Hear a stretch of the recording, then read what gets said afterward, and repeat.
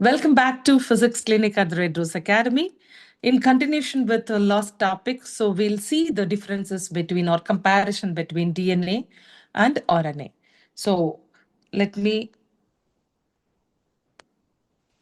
share the whiteboard to you.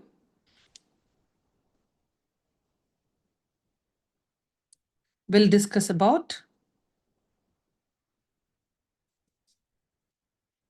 the comparison between DNA and RNA.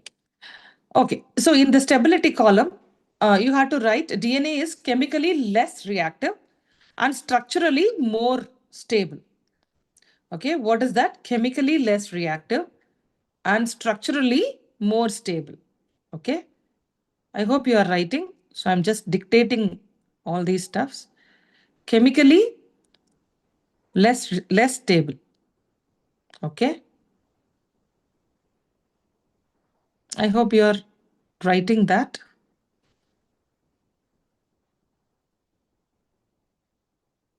Okay, so let me dictate completely. Then you have to understand what is DNA. DNA is double-stranded. Can you write? It's complementary strands when separated by heating may come together if a favorable condition is provided. Okay. So how it is more stable? Structurally more stable and chemically less reactive. DNA is double-stranded. Its complementary strands, when separated by heating, may come together if a favorable condition is provided. Next one, the presence of thymine. Do write presence of thymine instead of uracil also contributes to the stability of the DNA. In the presence of thymine instead of uracil is in RNA. The presence of thymine instead of uracil also contributes to the stability of DNA. Next point, the repair process is also evolved in DNA. Repair process also, it repair itself. Okay, repair process is also evolved in DNA. Okay. So what about in RNA? RNA is chemically more reactive and structurally less stable.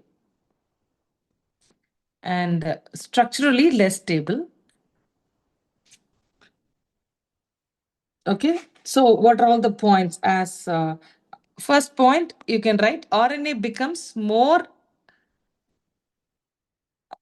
I can say label and easily degradable. RNA becomes more labile and easily degradable, labile. Okay, labile and degradable because of the reactive group 2' OH. Okay, this is very important. Present in, you must write the reason why it is less stable, why it is more stable and everything. Okay, 2' OH, it is present in every nucleotide of RNA.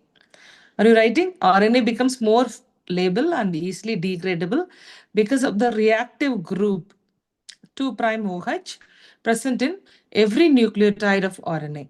Next, in comparison to thymine in DNA, uracil contributes less to the stability of RNA. Okay, so you can write now uracil of RNA contributes less stability. Then we saw repair processes evolved in DNA. Third point, RNA is also to be catalytic. Third point is RNA is to be catalytic only. Its reaction is so.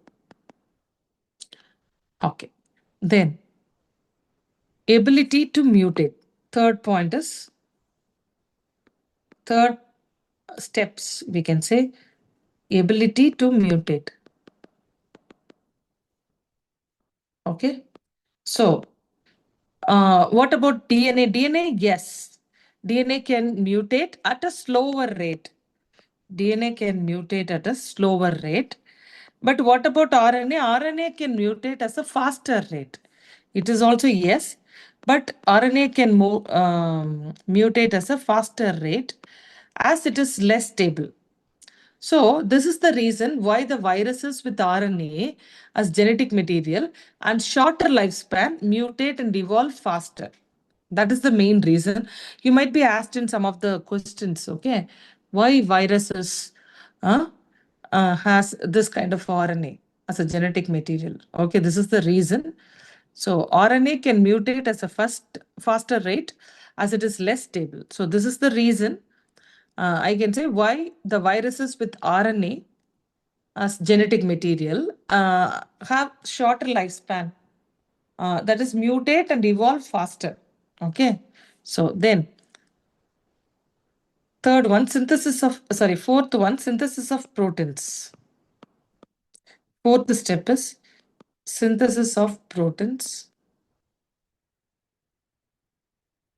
So in DNA cannot directly code for the synthesis of proteins. Okay, codes for.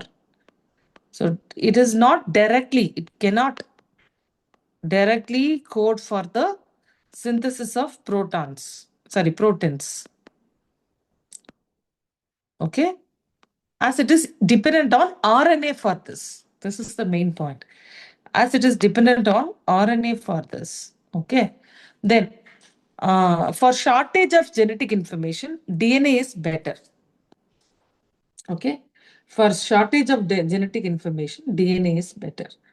Then in this RNA, okay, RNA can directly code for, it is not, cannot directly code for, this RNA is directly code for the synthesis of protons, which indicates that protein synthesizing machinery was developed during evolution around the DNA. We are going to study about that machinery and all in the subsequent topics, okay? So which indicates that protein synthesizing machinery was developed during evolution around the RNA. Okay, so for transmission of genetic information, RNA is better. Okay, so for shortage, DNA is better. For transmission, RNA is better. Okay, these are all the comparison. You had to go through all these things. Okay, so from the above comparison, what we can conclude, RNA was the first genetic material to evolve. As the RNA was unstable and reactive, so DNA evolved from RNA after some chemical changes. Okay, so suppose if you want to compare or write two chemical differences between RNA and DNA, chemical differences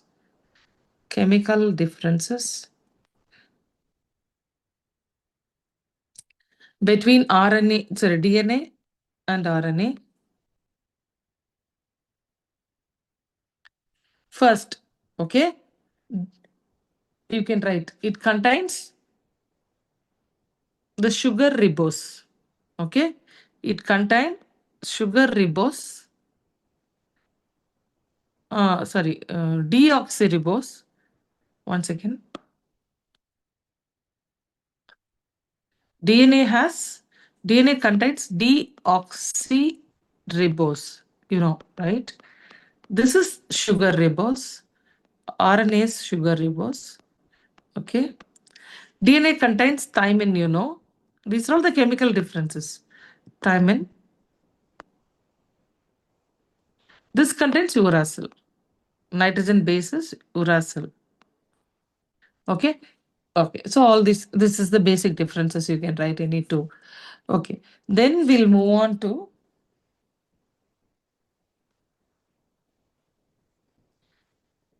next, what is given in your book. Okay, then RNA world. Okay, so we'll move into this RNA world. Okay, so RNA was the first genetic material. I told you, there is now enough evidence to suggest that essential life processes such as metabolism, translation, splicing, etc., it evolved around the RNA. Okay, so metabolism, translation, splicing. Okay. So RNA is used to act as a genetic material as well as catalyst. So everything we saw. Okay. There are some important biochemical reactions in living systems that are catalyzed by RNA. Okay. And not by protein enzymes. Okay. So, but RNA being a catalyst was reactive and hence unstable. Therefore, DNA has evolved from RNA with chemical modifications that make it more stable, but it works in a slower rate. Okay. DNA is a double stranded and having a complementary strand. We saw that, right? 5 to 3 prime and 3 prime to 5 prime. Complementary strand further resists changes by evolving a process of repair. Okay. So that and all given here. So you just go through it. Then it is given as replication. So semi-conservative DNA replication. It is done by Watson and Crick in 1953. Okay. See, while giving the details of the double helical structure of DNA, Watson and Crick proposed the scheme for the replication of DNA. Okay. So according to this scheme, the separation of two strands of DNA both act as a template for the synthesis of new DNA strands. Can you able to understand? Both act like a template, okay, for the synthesis of new strands, resulting in each molecule of DNA having one parental and one newly formed strand. Okay, so this is the very important point you have to understand. One parental and one newly formed strand. Okay. Then what is given in your book? Okay. And also you must understand that is, it is given like it has, yeah, to our notice, it has come to their notice that the specific pairing we have, postulated immediately, it suggests a possible copying mechanism for the genetic material. That's what they proved in the experiment. Okay. Then the scheme suggested that the two strands would separate and act as a template, okay, that we saw for the synthesis of new complementary strands. This figure it shows, okay. Can you able to understand this? This is the figure you must know. Then this scheme is termed as semi-conservative DNA replication. Just keep this in your mind. Okay, we saw new strand synthesis. After the completion of replication, each DNA molecule would have one parental and one newly synthesized strand. That particular scheme is termed as semi-conservative DNA replication. See this picture? Okay, by Matthew and Franklin, they showed.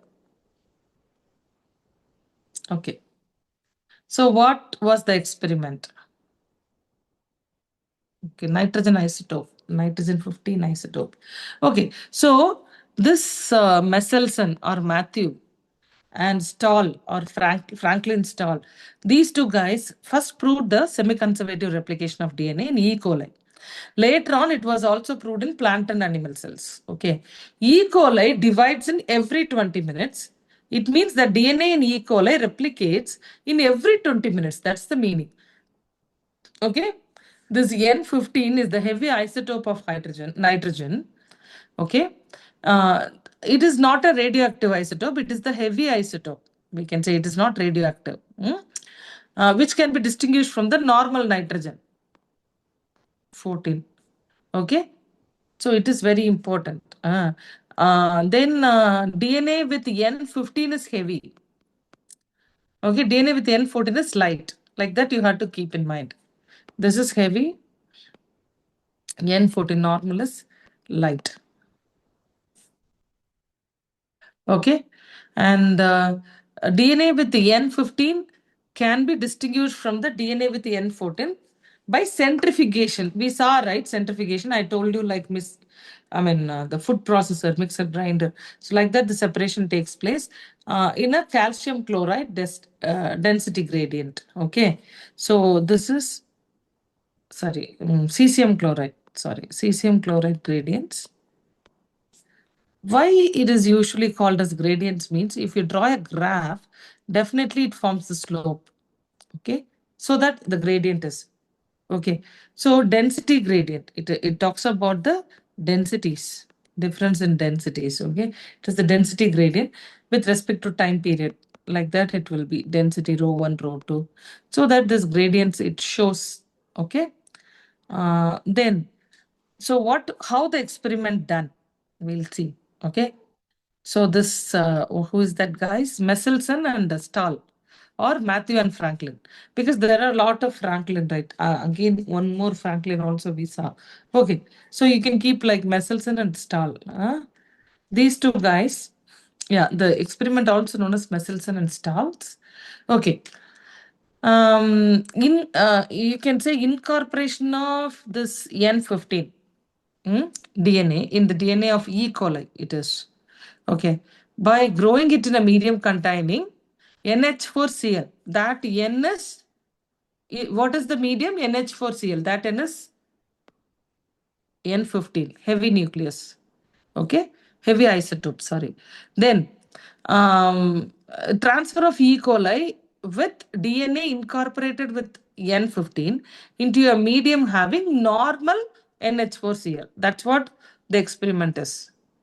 Okay, so sample is taken after 20 minutes. DNA has been replicated for once and observed. See, this is N15, red color. This green color is N14. It is now incorporated. Okay, after 20 minutes, you can watch DNA has been replicated for once and observed. So it is having a hybrid or intermediate density like this. This is generation 1, we can say. Okay, so after 40 minutes, what is that?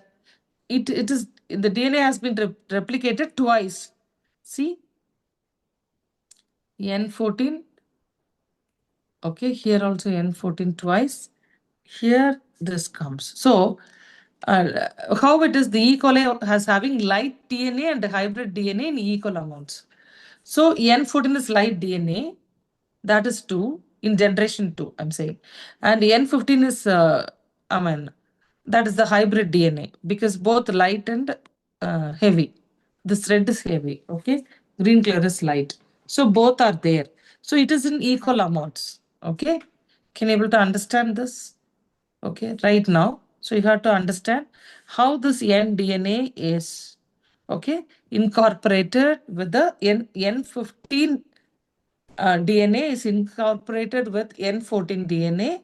That N15 DNA has grown an NH4Cl, N15 H4Cl. And then that N14 DNA is grown in NH4, that N14 H4Cl. After 20 minutes, you can see this hybrid. That is the generation 1.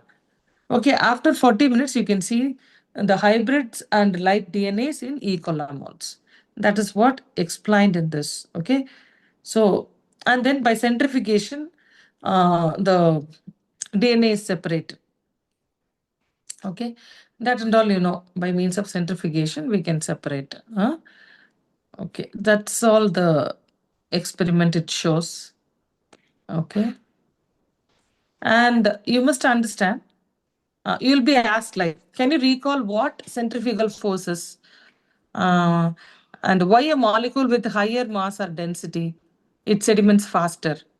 Okay, these are all the centrifugal forces or centrifugal processes. These are all the chemical process, how you can separate the molecule. Higher masses or higher density settle at the bottom. So it is sediment faster. You know that, right? So the lighter molecules are in the upper side. So suppose if you are asked what centrifugal force is there and why a molecule with high density is sediment faster, then how can you write? So centrifugal force acts in case of circular motion only. I told you know that mixer grinder, that is the this processor, right? It is the type of force that directs the molecules away from the center. Similarly, the same concept is applicable for the molecules comprising high mass of density. Okay, so there is a centrifugal force that helps in faster sedimentation of high mass molecules or high density molecules. Okay, suppose if E. coli was another question you'll be asked. Okay, so keep this in your mind. Okay, so suppose if E. coli was allowed to grow for I can say 80 minutes. It is given in this book, right? So what would be the proportion of light and hybrid densities DNA molecule? It is the question. So we can observe 4 generations, right? This is the question. So 4 generations, because 80 minutes, right? We can observe 4 generations. So the total time taken to replicate, divide. So all these things, it is, right? 80 means, divided by 20, that is 4. 20 minutes is the replication time. If you divide it by 20, it is 4 generations. It will come like that. Okay. So that is the answer for this question. So whatever minutes if we are giving, so 20 minutes is needed for the E. coli to divide. Like that, you have to learn for another organisms also how much time it needs to, I mean, to replicate. Okay, this is the first replication. Okay, first generation formed in 20 minutes. Okay, second generation formed in 40 minutes. Like that, it goes on. Okay, then 60 minutes, 80 minutes, like that. Okay, then next experiment it is given in your book is by Taylor, right? He gave this experiment.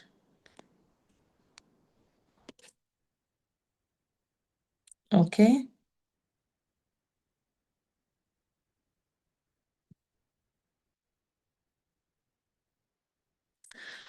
Okay, so what it says, Visia faba, right? Very similar experiments involving use of radioactive thyramidine to detect distribution of newly synthesized DNA in the chromosomes was performed by Visia faba. Faba means beans. Okay, faba beans it is. Okay, Visia faba. Okay, so the Taylor and his colleagues in 1958, they worked on Visia faba, okay, and used radioactive thyramidine.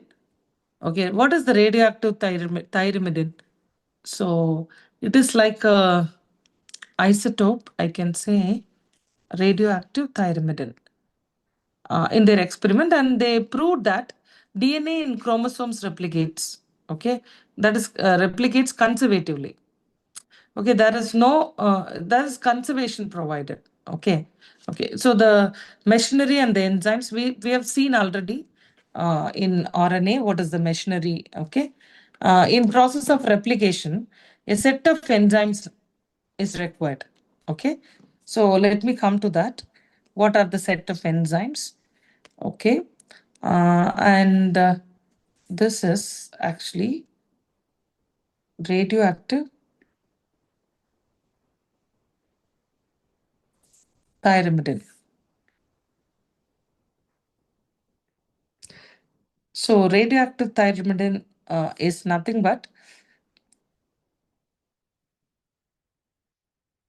it is referred as a tritium only. So 1H3 it is referred as tritium. Okay, this you know, right? 1H3.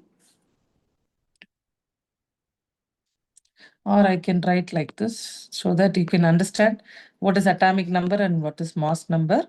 Okay, this is tritium.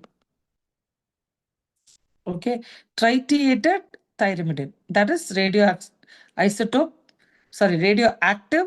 thyramidine. Okay, it is C10, H14, N2, and O5. With the tritium atoms, this one. Okay, or carbon 14. It is also labeled as thyramidine. Okay, carbon 14 or tritium. These two are labeled as a thyramidine, tritiated thyramidine or carbon 14 thyramidine we can use. These uses radioactive hydrogen 3 in place of stable hydrogen. Okay. So similarly, carbon 14 incorporated into the carbon ring structure. Okay, but this is the standard molecular formula for radioactive thyramidine. Hmm? Okay, so we can see this machinery and enzymes. Okay, so what are all the set of enzymes required in this? We'll see now. Here,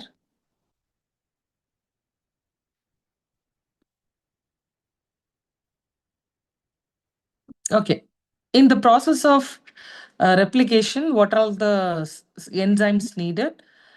In prokaryotes like E. coli, the most important enzyme is the, what is the enzyme? It is DNA polymerase. Okay. Then the number of base pairs in E. coli, you remember 4.6 times 10 power. That is, time taken is, you have to understand what is the time taken to complete the replication. So for E. coli, it is 18 minutes. Okay. We saw here 20 minutes for this N15 and N14 in the medium of this.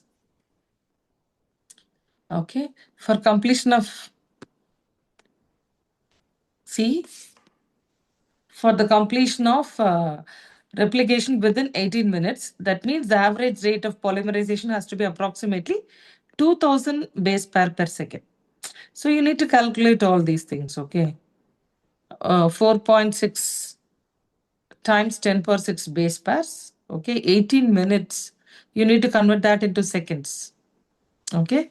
So 4.6, what is that rate of polymerization in E. coli? This is rate of polymerization. This is the average rate of polymerization. It is equal to number of base pairs in E. coli. Can you write number of base pairs in E. coli by time taken for completion of replication? What is the time taken for completion of replication? 18 minutes is given. So 18 into 60 seconds. So it gives how many base pairs per second? Approximately 2000 it says. Right? Okay. So you can calculate. It is approximately 2000. Okay. So important features of DNA polymerases, they are fast enzymes. Okay. These enzymes have a high degree of accuracy. Everything given in your book. Okay. And this picture. Okay. I'll show you this. How the replication takes place. And you must know what is the S phase. I will explain you in this. The replication takes place in the complementary manner. That is 5 to 3 prime and 3 to 5 prime. This and all Okay. So it is an expensive process actually. It is highly expensive, and deoxyribonucleotides serve two purposes. These act as a substrate for DNA replication. Then two terminal phosphates we saw, right? That also involved in it. Okay. That is high energy phosphates which provide energy for the process of polymerization. This only, the two terminal phosphates only provides energy for the process of polymerization. And mechanism of DNA replication is, replication occurs in the S phase of the cell cycle. Okay, that's what given in your book. Okay, it takes place in the S phase. Then I can say what is the initial, how the replication takes place. Replication of DNA initiated, or it starts at some specific or definite regions. What are the regions? These regions are termed as the origin of replication. At that region only the replication starts, means that is the origin of the replication. In E. coli, there is an origin of replication. Okay, this step is not initiated by DNA polymerases. Okay, this step is not initiated. Okay, this is very important point. You have to take a note of that. And how the replication fork is formed. So this is the replication fork. This shows, okay, it is the replicating fork. This is the separation of the two strands of DNA. Okay. 5 to 3 and 3 to 5. This separation results in the formation of a replication fork. Okay. And as the DNA is very long, replication occurs at various sizes. Thus, various replication forks are formed, which is shown in this particular picture. The step of polymerization is mediated by DNA. DNA dependent DNA polymerase. Okay, this enzyme can polymerize in only one direction, 5 to 3. Okay, and at the replication fork, polymerization occurs continuously at one strand. This with polarity, right? 3 prime to 5 prime. So polarity is there. Polarity changes. While discontinuously at another strand, that is 5 to 3. For example, this one. See, like this. 5 to 3, 5 to 3. Some discontinuity also there. Okay. Then how the discontinuous fragments are joined. The discontinuity formed fragments. So these are all the discontinuously formed fragments. This is on the template with polarity 5 to 3, 5 prime to 3 prime carbon. These are joined together by the enzyme. Okay. So what is that enzyme called? That is DNA ligase. Okay. I told you S phase of the cell cycle. This one is DNA ligase. Okay. So what is the DNA ligase? During recombinant DNA procedures, this is the recombination due to the recombination or joining of this kind of discontinuous synthesized polymers or discontinuous strands, we can say. It is rejoined or joined. Okay, or we can say it is a fragment. Okay, so it is rejoined or joined by means of an enzyme. That enzyme is known as DNA ligase. During recombinant DNA procedures, what it happens, it is the vector kind, right? It proceeds with the vectors. It provides the origin of replication for the propagation of a piece of DNA. Okay. If cell division does not occur after the DNA replication, polyploidy results. If cell division does not occur, then polyploidy results. Okay. So, what is meant by polyploidy? A chromosomal anomaly. That is polyploidy. Okay. It is basically the chromosomal factor. Okay. Okay, it is given here. What is the failure in cell division? It leads to polyploidy. Okay, wow. So what is the polyploidy condition? Where a cell in cells and cell structure you have studied. Okay. What is the polyploidy condition? Where a cell or organism possesses more than two complete sets of chromosomes. That is polyploidy. Okay. While standard organisms are diploid, that is 2n, and with two sets, polyploid can have three, triploid, 3n sets. Okay, four, tetraploid, 4n, or more sets, usually resulting from rare cell division errors. Okay, is it clear for you? This is polyploidy. This is what happened. Okay, and we saw. This is the very important point. You have to make a note of this, and transcription takes place. Okay, we'll see the transcription right now. What is the transcription? Transcription is nothing but it's a copying of the genetic information from one strand of DNA into RNA, or the synthesis of RNA on a DNA strand. Both takes place. It is transcription. Okay. So very important, copying of genetic information from one strand of DNA into RNA, or the synthesis of RNA on a DNA strand. Okay, it is termed as transcription. This process, it follows the rule of complementarity. That you know what is the complementarity. The complementarity only governs the process of transcription. Okay. Then the comparison between replication and the transcription of DNA is you must learn that how replication of DNA takes place, how transcription of DNA takes place. You can write now replication and transcription. This is more important. Okay, transcription of DNA and replication and transcription of DNA. The first point I will dictate, you can take down. DNA is synthesized on DNA. That is replication.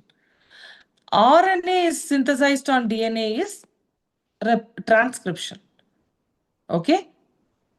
So then second point, take down.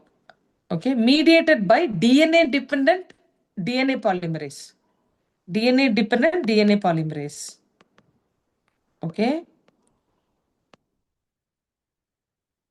Polymerase.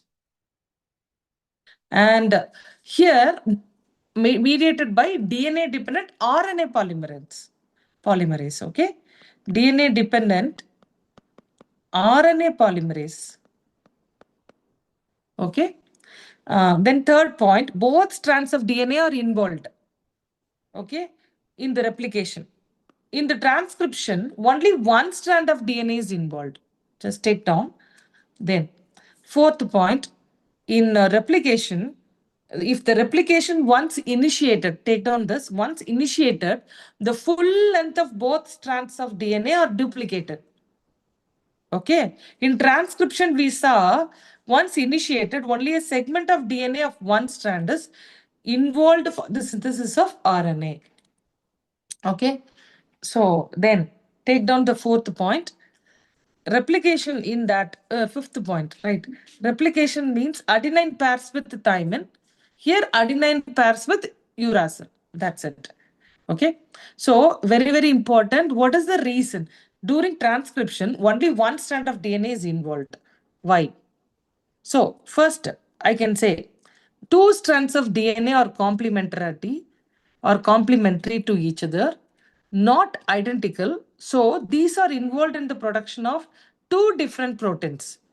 Okay, if both strands will participate, then the second type of protein will also be formed along with the first type of protein, whether required or not by the body.